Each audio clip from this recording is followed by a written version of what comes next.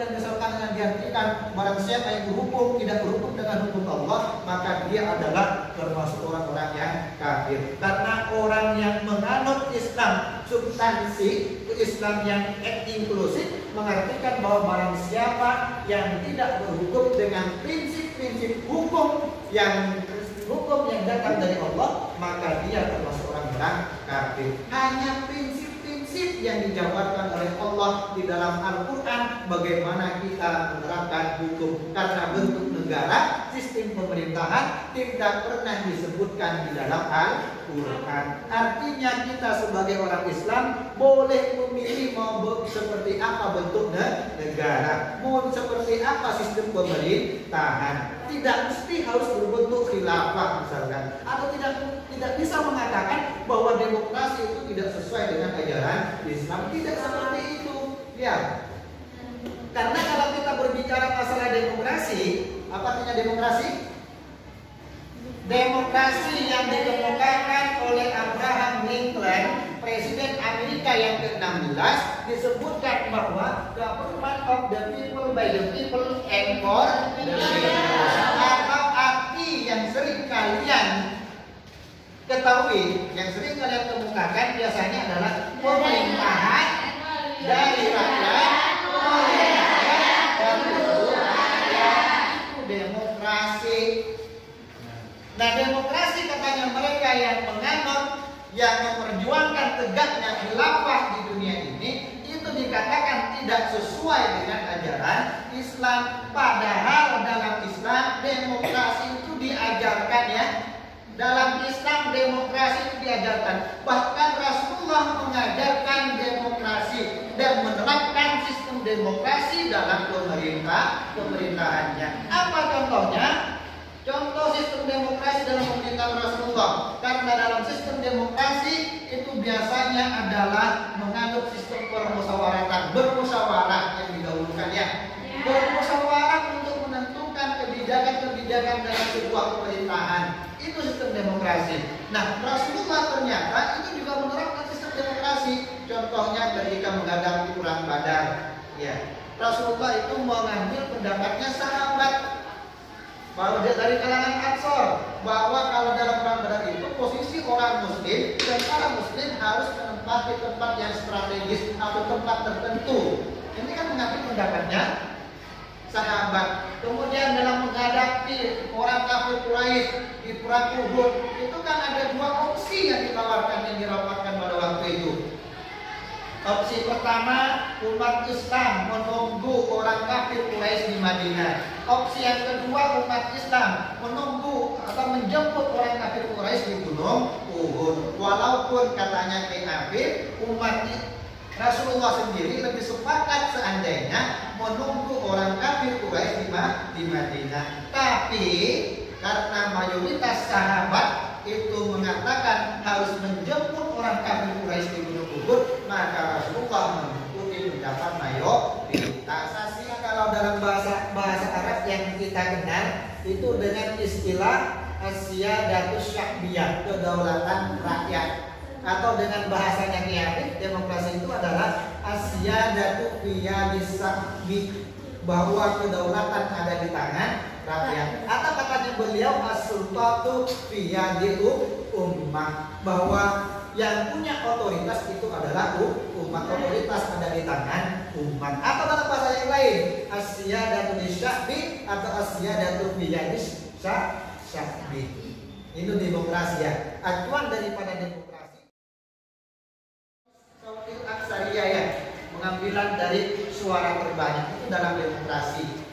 Dan Rasulullah menerapkan sifat demokratisnya ketika beliau memimpin negara Madinah pada waktu itu. Sebagai kepala pemerintahan, sebagai kepala negara, Rasulullah menganut sistem demokrasi. Itu yang saya contohkan tadi. Kemudian katanya yang dicontohkan lagi, ketika terjadi perselisihan pendapat antara sahabat Umar dan Abu Bakar, kan juga menggunakan sistem demokrasi, apa katanya Rasulullah? Seandainya kalian tidak berselisih dalam satu pendapat, maka aku akan ikut kalian. Ini katanya Habib, ya. Itu sistem demokrasi, ya. Kemudian dalam memilih pemimpin mengganti Rasulullah, sahabat juga mengalami sistem demokrasi ya. Sampai katanya jasad Rasulullah ketika meninggal selama tidak dikuburkan, karena untuk menentukan siapa pengganti daripada Rasulullah. Kemudian misalkan terjadi pertentangan antara kaum Ansor dan Muhajirin. Pertentangannya di mana?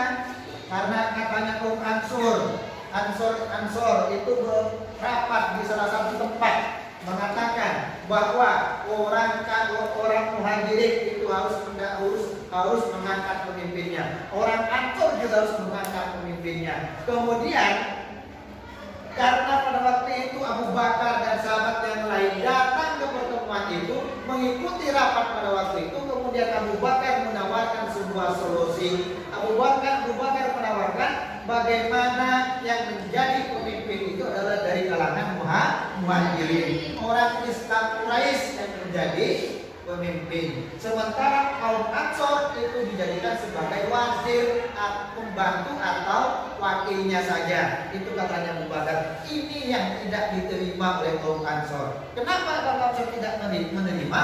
Karena kaum Ansor merasa bahwa yang terbanyak sebagai pengikut Islam adalah dari kalangan mereka. Tentara-tentara Ansor adalah tentara-tentara yang berani, siap mati untuk membela Islam. Kemudian dia tetap ngotot bagaimana pemimpin itu dari kalangan Ansor. Sementara dari sahabat seperti Abu Bakar, Umar dan yang lain sepakat bahwa bagaimana pemimpin itu dari kalangan Muhajirin, dari kalangan Islam Quraisy.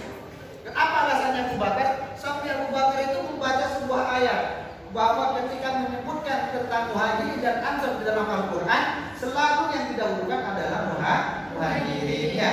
Selalu didahulukan Muhajirin, tapi tetap ditolak oleh kaum Ansor. Bahkan sampai ingin berperang di situ untuk menentukan siapa pemimpin antara kaum Ansor dengan kaum Muhajirin. Sampai ingin mengangkat sebuah pedang untuk berperang antara Sayyidina Umar dengan sahabat Ansor. Kemudian ada salah satu sahabat Abu Ubaidah yang sangat bijak sekali mengatakan, apa katanya Abu Ubaidah? Engkau wahai Ansor yang pertama kali menerima kami dengan baik ketika kami hijrah dari Mekah ke Madinah. Engkau yang pertama kali berbuat kepada kami. Apakah kemudian engkau juga yang pertama kali nanti akan berbuat permusuhan terhadap kami? Katanya Abu Ubaidah. Nah, pendapat inilah kemudian dilanjutkan oleh Abu Bakar yang mengatakan, Abu Bakar langsung naik ke mimbar ya, meminta kaum Islam Muhajirin dan Ansor pada waktu itu untuk menentukan pilihan antara Sayyidina Umar bin Khattab dengan Abu Ubaidah. Silahkan pilihlah kalian, apakah kalian akan memilih Umar sebagai pemimpin kalian atau memilih Abu Ubaidah sebagai pemimpin kalian. Kemudian karena Umar pada waktu itu juga naik menggantikan Abu Bakar, menawarkan bagaimana Abu Bakar yang menjadi khalifah Rasulullah. Apa alasannya Umar dengan sahabat yang lain? Abu Bakar adalah orang pertama kali yang masuk Islam. Abu Bakar adalah orang yang menemani Rasulullah waktu di